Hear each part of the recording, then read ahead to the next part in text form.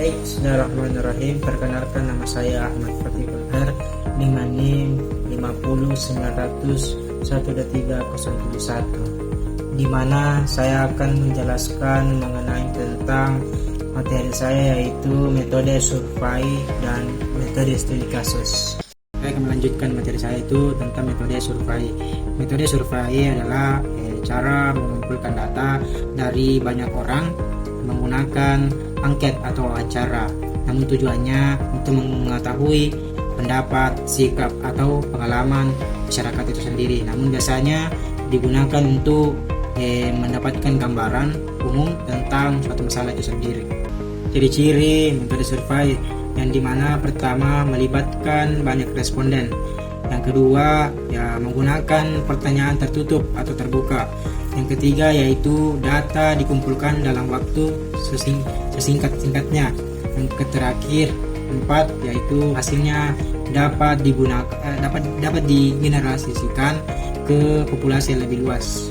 Materi yang selanjutnya yaitu mengenai tentang contoh dan kelebihannya.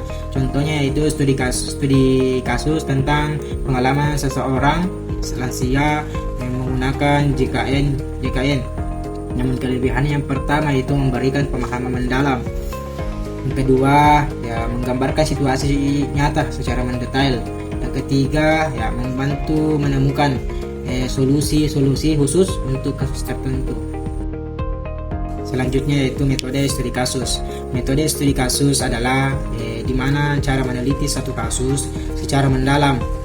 Kasus ini bisa berupa individu, kelompok, atau lembaga atau peristiwa tertentu lainnya, di mana tujuannya memahami masalah secara lebih rinci dan mendalam. Yang selanjutnya itu materi tentang ciri-ciri metode studi kasus. Yang pertama adanya fokus pada suatu objek atau kasus tertentu. Yang kedua di mana yaitu menggunakan berbagai sumber data, yaitu observasi, wawancara ataupun dokumen. Yang ketiga yaitu penelitian bersifat mendalam dan detail.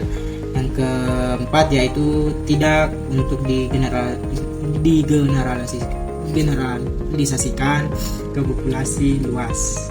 Contoh dan kelebihannya. Yang pertama itu contohnya itu survei kepuasan masyarakat terhadap layanan JKN. Namun kelebihannya yang pertama yaitu efisien dan cepat. Kedua dapat